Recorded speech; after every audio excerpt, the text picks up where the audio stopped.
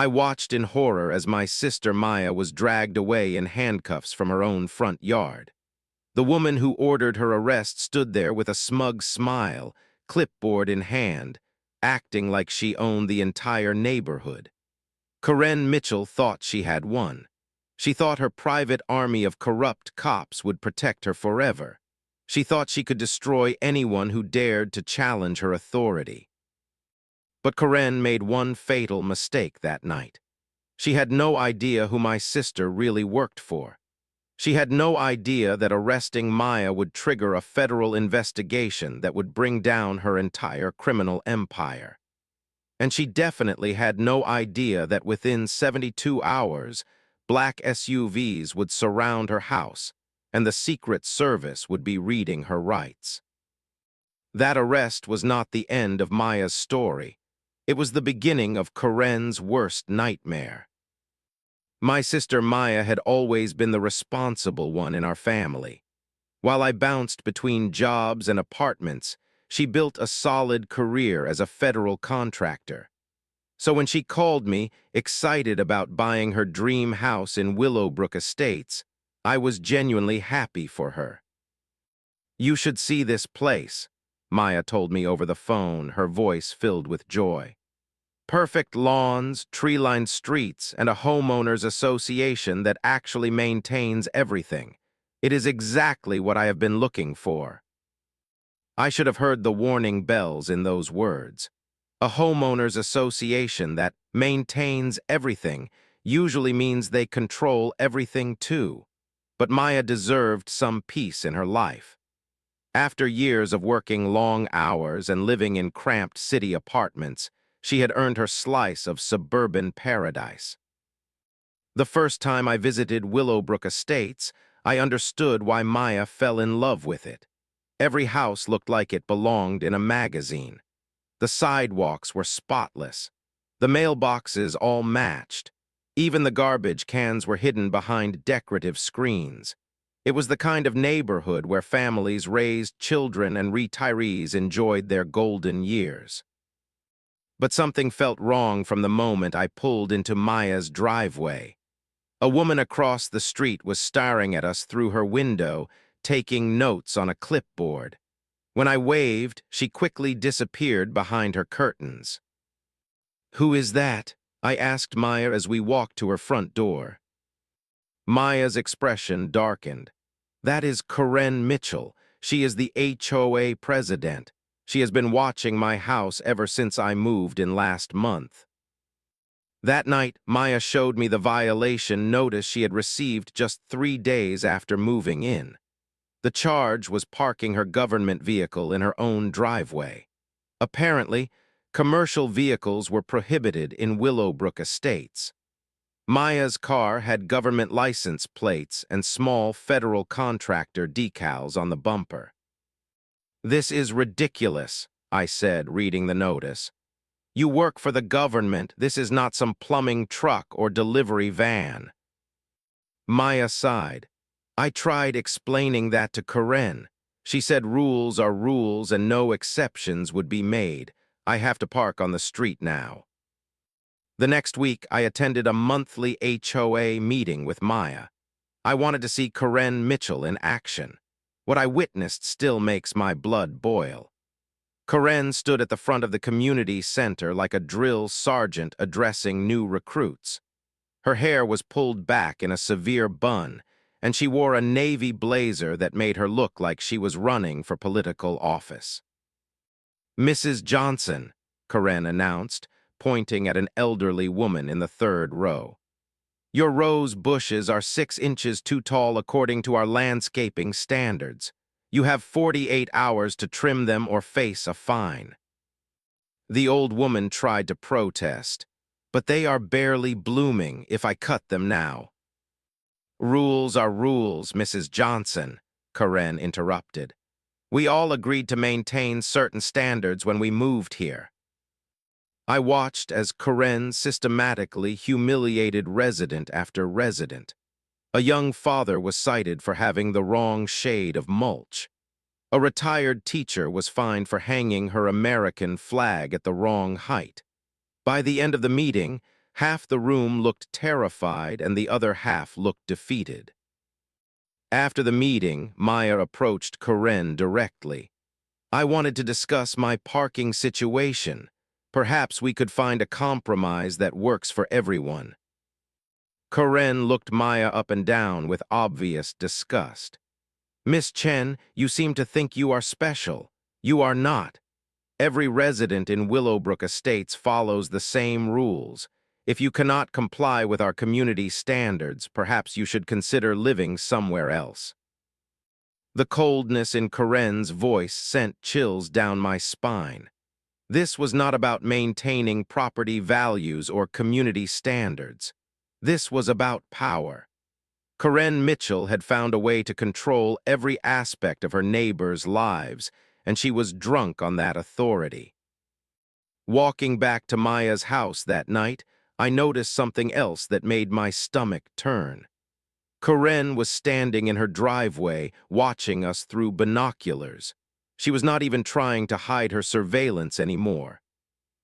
Maya, I said quietly, I think you are in serious trouble. Over the next month, Karen's harassment campaign against Maya escalated beyond anything I could have imagined. It started with increasingly petty violation notices that arrived almost daily. Maya's mailbox was the wrong shade of black. Her grass was too green compared to her neighbors. Her welcome mat was positioned 2 inches outside the approved zone. Each violation came with a fine ranging from $50 to $200. Maya tried to comply with every demand, but Karen's rules seemed to change daily. When Maya repainted her mailbox the approved shade of charcoal black, she received another notice saying the paint finish was too glossy. When she replaced her welcome mat with one that matched her neighbor's exactly, Karen cited her for copying instead of showing individual expression within community guidelines. I started documenting everything. Every morning when I drove to work, I would swing by Maya's house to check on her. More often than not, I would find Karen in Maya's front yard with a measuring tape and camera, conducting what she called compliance inspections.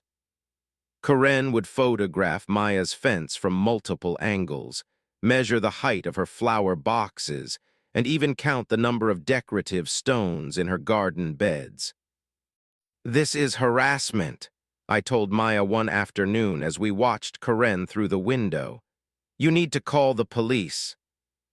Maya shook her head, exhaustion clear in her voice. I already tried. The officer who responded said HOA disputes are civil matters. He suggested I hire a lawyer. So Maya hired a lawyer. David Rodriguez had 20 years of experience in HOA law and came highly recommended.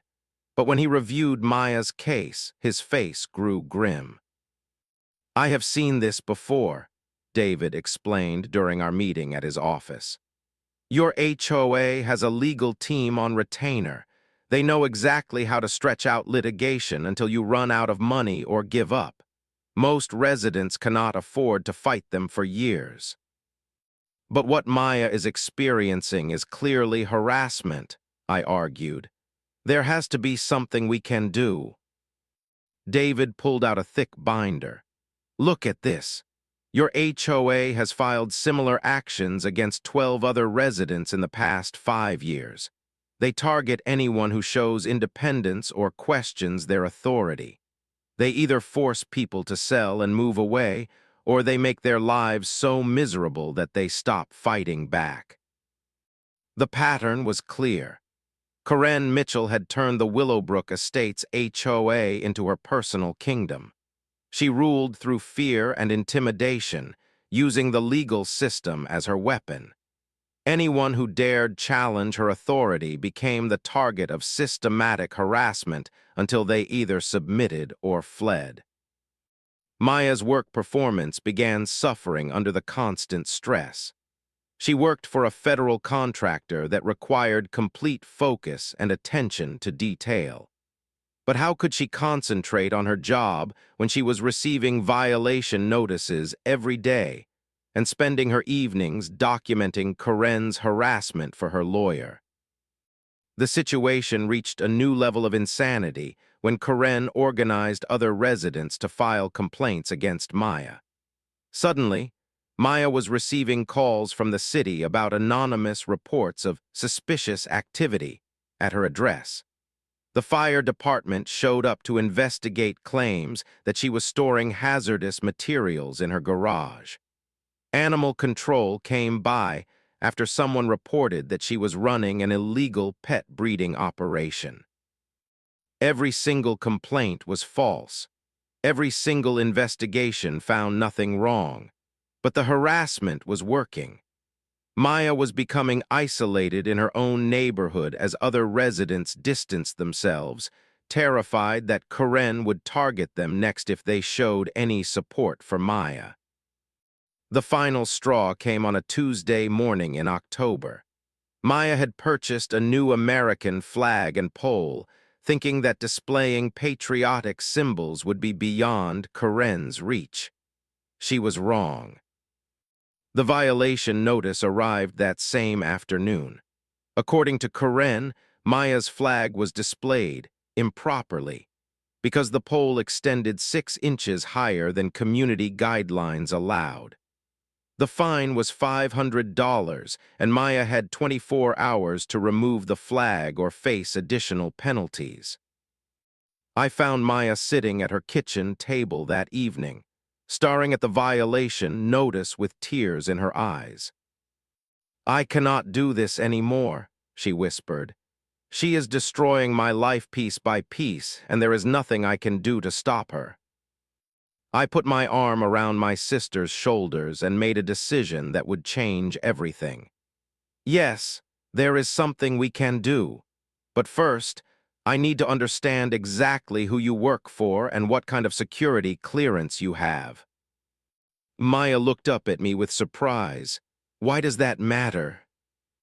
"Because I have a feeling Karen Mitchell has no idea who she is really messing with." The confrontation that destroyed Maya's life happened on a cold November morning. I was working from home when my phone rang at 10:47 a.m.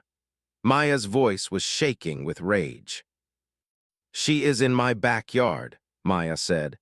"Karen is on my property with a measuring tape documenting my fence height. I told her to leave, but she is refusing." "Call the police," I said, already grabbing my keys. "I am about to handle this myself," Maya replied, and the line went dead. I drove to Willowbrook Estates faster than I should have, my heart pounding with dread. When I turned onto Maya's street, I could see a crowd gathering in front of her house. Karen Mitchell stood in Maya's backyard like she owned it, flanked by 2 men in security uniforms who I had never seen before. Maya was standing on her back porch, pointing at Karen and demanding that she leave the property immediately. Her voice carried across the yard, filled with months of accumulated frustration and anger. "You have no right to be here," Maya shouted. "This is my private property, and I am ordering you to leave right now." Karen looked up from her measuring tape with a smug smile. "According to HOA bylaws, I have the right to inspect any property for compliance violations. Your fence appears to be 3 inches taller than regulations allow. Get off my property now, or I will have you arrested for trespassing," Maya warned. That was when Karen played her trump card. She pulled out her phone and dialed a number. Within minutes, 2 police cars arrived on the scene. But these were not regular city police officers. These men wore different uniforms and had an attitude that immediately set off alarm bells in my head. "Officers," Karen announced dramatically, "this resident is threatening me and preventing me from conducting a lawful HOA inspection. She has been verbally abusive, and I fear for my safety." The lead officer did not even ask for Maya's side of the story. He walked directly to where Maya stood on her own porch and began questioning her like she was already guilty of a crime. "Ma'am, we need you to calm down and step away from Mrs. Mitchell," the officer commanded. "This is my property," Maya responded, her voice rising. "She is trespassing and I want her removed immediately." "That is not how this works," the officer replied. "Mrs. Mitchell has a legal right to inspect HOA properties. You are interfering with official HOA business." I could not believe what I was hearing. Since when did HOA presidents have the right to enter private property whenever they wanted? Since when did they have their own private police force to back them up? Maya tried to explain that Karen was harassing her, that this was part of a months-long campaign of intimidation. But the officers were not interested in hearing her side of the story. They had already decided who was right and who was wrong. "Ma'am, you need to step aside and allow the inspection to proceed," the second officer said, moving closer to Maya. "No," Maya replied firmly. "I am not allowing anyone to trespass on my property without a warrant." That was the moment everything went wrong. The first officer grabbed Maya's arm and spun her around, forcing her hands behind her back. The metal handcuffs clicked into place as Maya gasped in shock. "You are under arrest for disturbing the peace, threatening behavior, and interfering with official HOA enforcement," the officer announced. I ran toward the scene, screaming that this was illegal, that Maya was being arrested on her own property for defending her rights. But the second officer blocked my path and warned me to stay back or face arrest myself. Karen Mitchell stood in Maya's backyard, watching the arrest with obvious satisfaction. She had orchestrated this entire confrontation to humiliate Maya and demonstrate her power. The message was clear to everyone watching. This is what happens when you challenge Karen Mitchell's authority. As they loaded Maya into the police car, I noticed something that would become important later. These officers did not work for the city police department. Their uniforms had a private security company logo, and their badge numbers were different from regular police. Karen had somehow arranged for off-duty cops to work as HOA enforcers, giving her a private army to terrorize residents. Maya spent that night in the county jail, charged with misdemeanor assault and disturbing the peace. The arrest report was filled with lies about Maya threatening Karen and becoming violent during the confrontation. According to the official version, Maya was an unstable resident who had been harassing the HOA president for months. Meanwhile, Karen held an emergency HOA meeting that same evening to discuss the incident. She painted Maya as a dangerous individual who posed a threat to community safety. Several residents spoke up in support of Karen, clearly terrified that they would be next if they sided with Maya.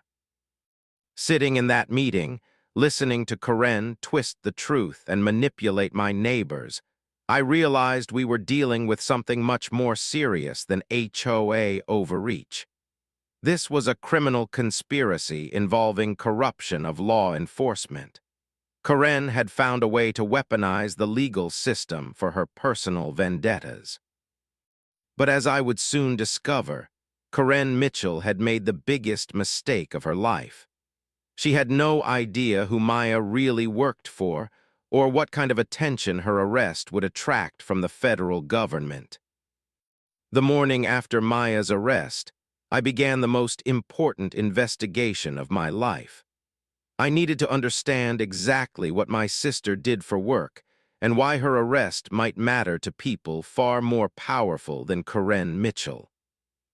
Maya had always been secretive about her job, saying only that she worked as a federal contractor on security projects.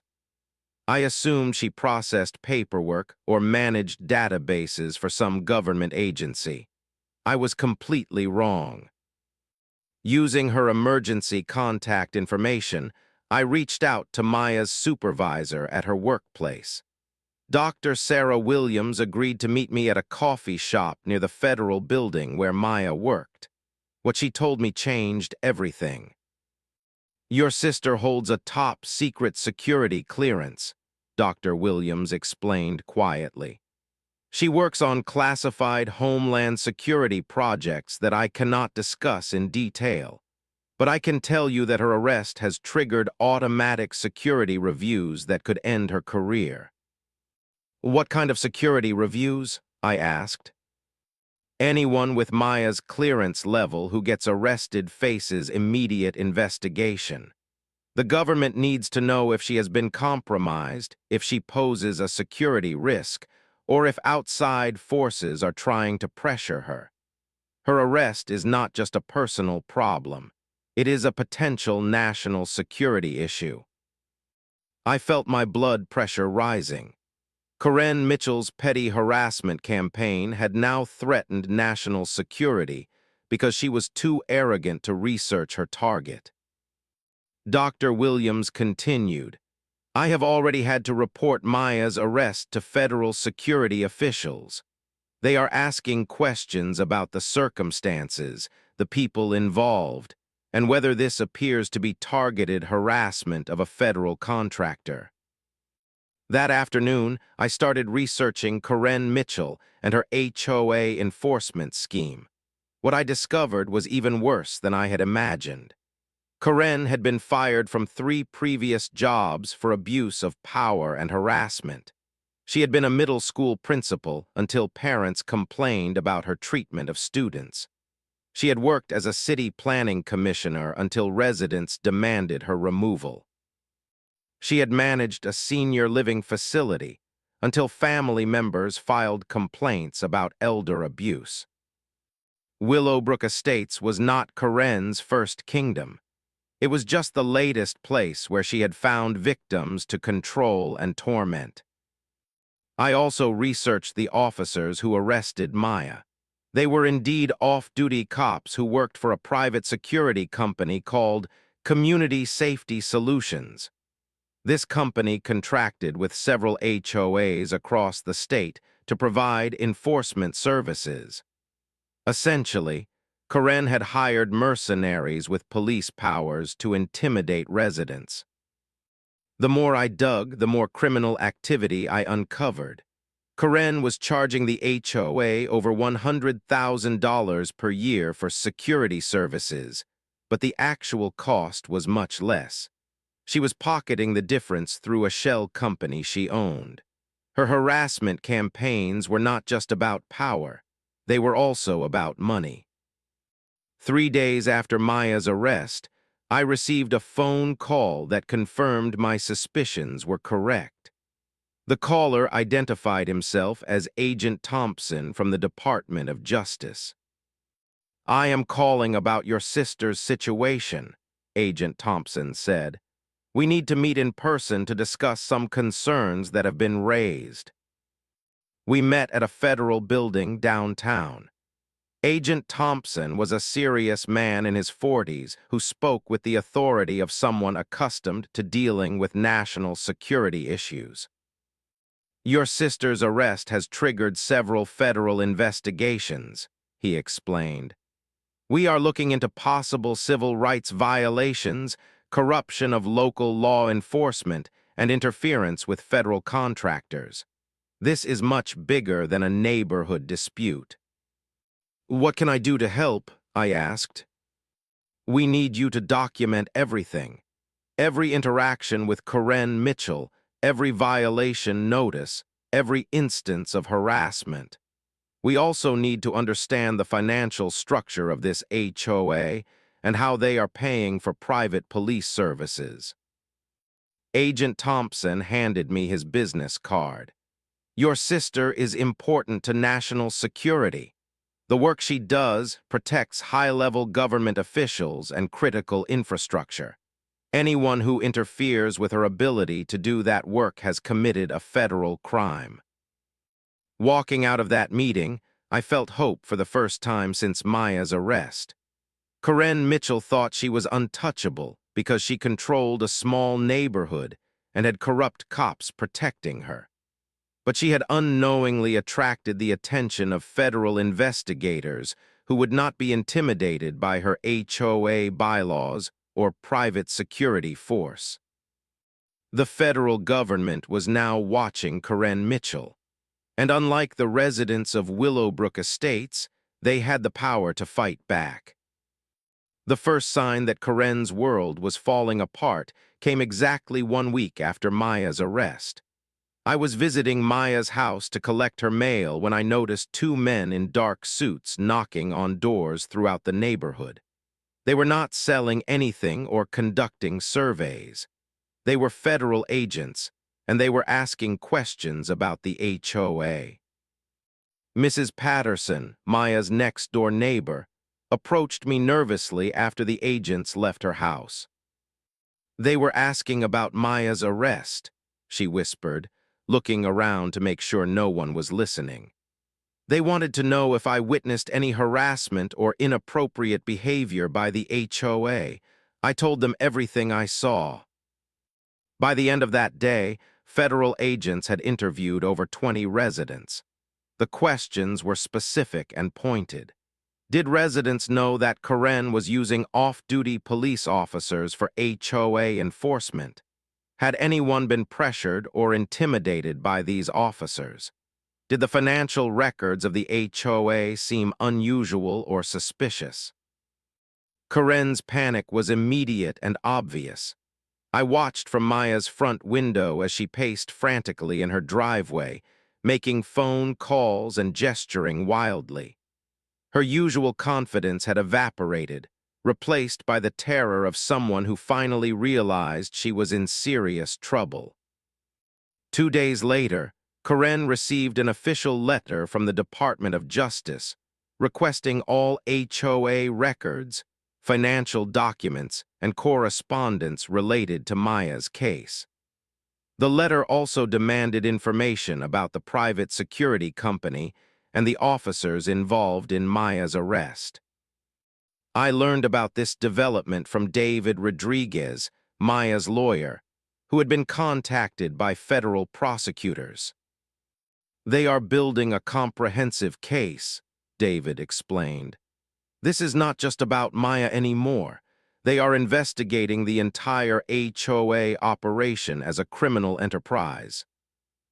Meanwhile, Maya's security clearance review was revealing information that explained why federal authorities were taking this so seriously. I could not know the details, but Dr. Williams hinted that Maya's work involved protecting some of the highest levels of government. "Let me put it this way," Dr. Williams said during another coffee meeting. "If Maya cannot do her job because of harassment and false arrest, certain very important people become less safe. The federal government takes that personally." The pressure on Karen intensified when federal agents began examining the financial records of Community Safety Solutions, the private security company. What they found was a complex web of corruption that went far beyond Willowbrook Estates. Agent Thompson called me with an update. "Your HOA president has been running a criminal enterprise for years. She overcharges HOAs for security services, then pockets the extra money through shell companies. The officers who arrested your sister have been involved in similar incidents at other neighborhoods. This is organized corruption." Karen's desperation led her to make even more mistakes. She attempted to destroy evidence by shredding HOA documents and deleting email records. She coached the officers who arrested Maya to change their stories about what happened that day. She even tried to bribe residents to sign statements saying Maya had been violent and threatening. These cover-up attempts only made things worse. Federal investigators were monitoring Karen's communications and documenting her obstruction of justice. Every lie she told, every document she destroyed, every witness she tried to intimidate added new federal charges to her growing list of crimes. The breaking point came when Karen tried to use her connections with local politicians to make the federal investigation disappear. She had no idea that one of those politicians was already under federal surveillance for unrelated corruption charges. Her phone calls asking for help were recorded and became evidence of conspiracy to obstruct justice. I watched Karen's empire crumble from inside her own neighborhood. Residents who had once feared her now openly discussed her crimes. The monthly HOA meetings became forums for sharing stories of harassment and financial abuse. People who had been terrorized into silence for years finally felt safe to speak the truth. The private security officers abandoned Karen as soon as they realized federal prosecutors were involved. These men had families and careers to protect. They were not going to prison for Karen Mitchell's personal vendettas. Dr. Williams called me with the news I had been waiting for. "Maya's security clearance has been fully restored," she said. "The Federal Review concluded that she was the victim of targeted harassment designed to interfere with her government work. She will also receive a commendation for maintaining her professionalism despite the attacks." But the best news came from Agent Thompson. "We have enough evidence to bring federal charges against Karen Mitchell and her co-conspirators," he told me. "The arrest warrants are being prepared as we speak." Karen Mitchell had spent months believing she was untouchable. She had used her small amount of power to terrorize innocent people, thinking no one could stop her. But she had made one fatal error. She had targeted someone whose work was protected by the full weight of the federal government. Justice was coming to Willowbrook Estates, and it would arrive in black SUVs with federal agents who did not care about HOA bylaws or private security companies. The morning that justice finally arrived in Willowbrook Estates is burned into my memory forever. I was having coffee with Maya at her kitchen table when we heard the unmistakable sound of multiple vehicles pulling into the neighborhood. Looking out the window, we saw a convoy of black SUVs moving down our street with military precision. "Those are federal vehicles," Maya said quietly, her voice filled with professional recognition. The SUVs split into two groups. 3 vehicles surrounded Karen's house, while the others positioned themselves at the HOA office building. Men and women in dark suits emerged from the vehicles, moving with the coordinated efficiency of an elite law enforcement unit. My phone rang. It was Agent Thompson. "The Secret Service is executing arrest warrants and search warrants this morning," he said.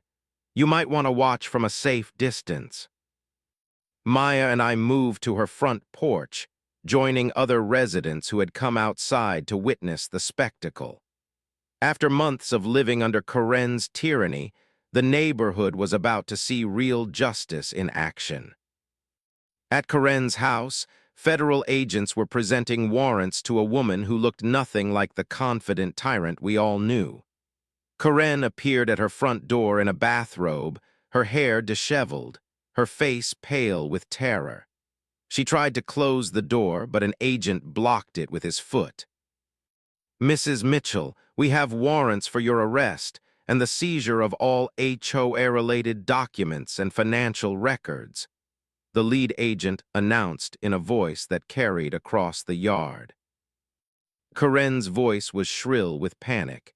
"This is harassment. I know my rights. I want to call my lawyer." "You can call your lawyer from federal custody," the agent replied calmly. Meanwhile, at the HOA office, agents were loading boxes of documents into their vehicles. Years of Karen's correspondence, financial records, and violation notices were being collected as evidence of her criminal enterprise. The most satisfying moment came when Karen tried to run. Realizing that federal agents were serious about arresting her, she bolted from her front door toward her backyard, apparently hopping to escape through a neighbor's property. She made it about 20 feet before two agents tackled her to the ground. Karen Mitchell, you are under arrest for conspiracy, civil rights violations, obstruction of justice, and interference with federal contractors, the agent announced as he handcuffed her. The irony was perfect. Karen, who had used handcuffs to humiliate Maya, was now experiencing the same treatment from real federal agents who actually had the authority to arrest people. As Karen was loaded into a federal vehicle, Agent Thompson approached Maya and me with additional information that explained why the Secret Service was involved. Your sister's work involves protecting presidential security details and other high-level government officials, he explained. When someone interferes with federal contractors in that field, it becomes a Secret Service matter. Karen Mitchell was not just harassing a neighbor. She was interfering with national security operations. The revelation hit me like a thunderbolt. Maya was not just some random federal contractor. She was part of the team that kept the most important people in America safe. Karen's harassment campaign had potentially compromised presidential security protocols. Agent Thompson continued, "The officers who arrested your sister are also being charged. They knowingly participated in false imprisonment of a federal contractor. Their law enforcement careers are over." Within hours, the news spread throughout Willowbrook Estates and beyond. Local television stations arrived to cover the story of an HOA president arrested by federal agents. The community that Karen had ruled through fear was finally free. Residents who had been too terrified to speak out for years came forward with their own stories of harassment and financial abuse. The federal investigation expanded to include other HOAs where Karen and her associates had operated similar schemes. Maya's charges were formally dropped by the district attorney, who cited new information about the circumstances of the arrest and the credibility of the arresting officers.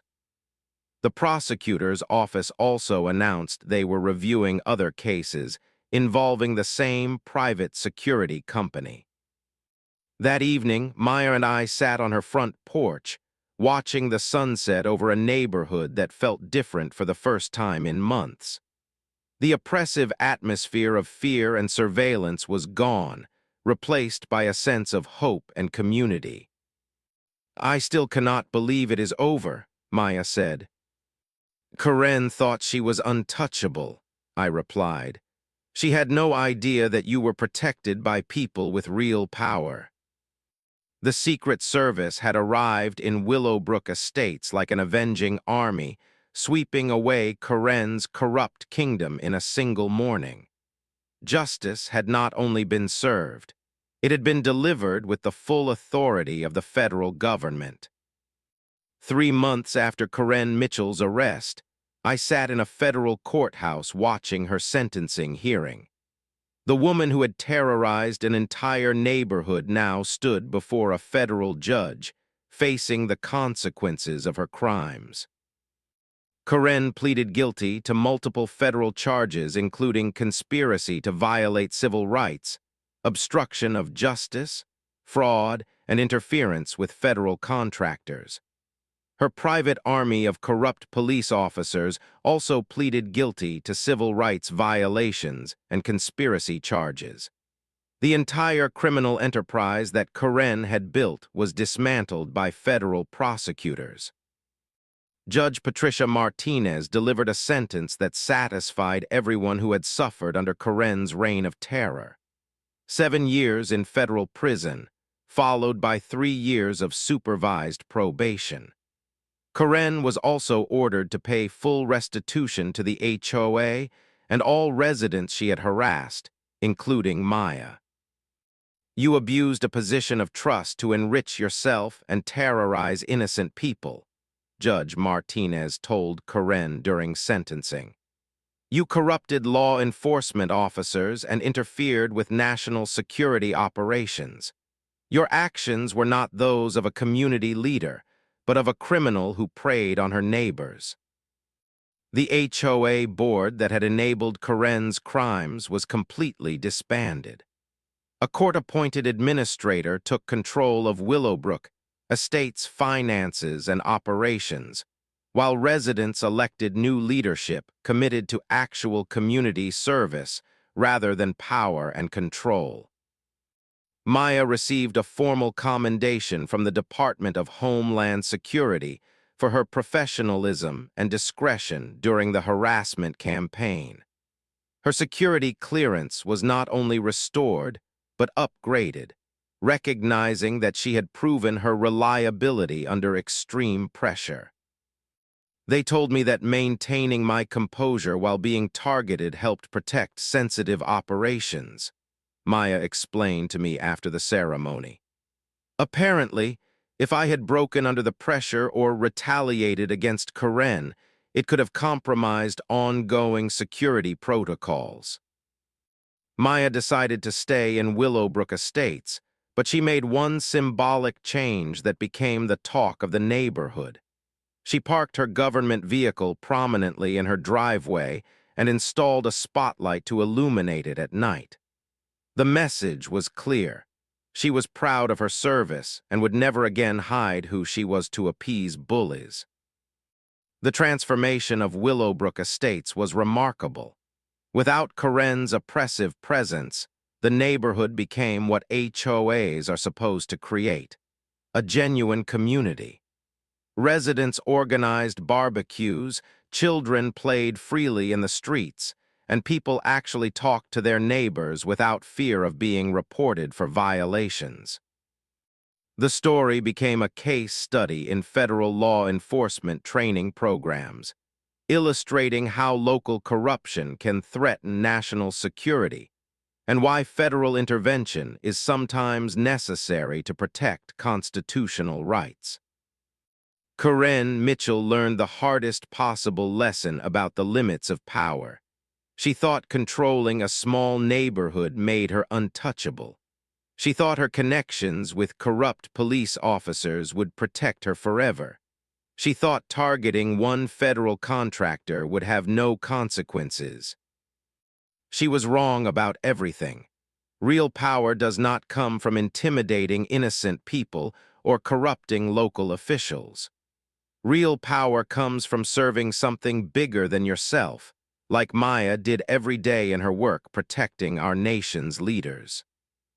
Karen's federal prison sentence serves as a warning to anyone who thinks they can abuse authority without consequences. The federal government protects its people, and justice will find those who threaten them, no matter how small their kingdom might seem.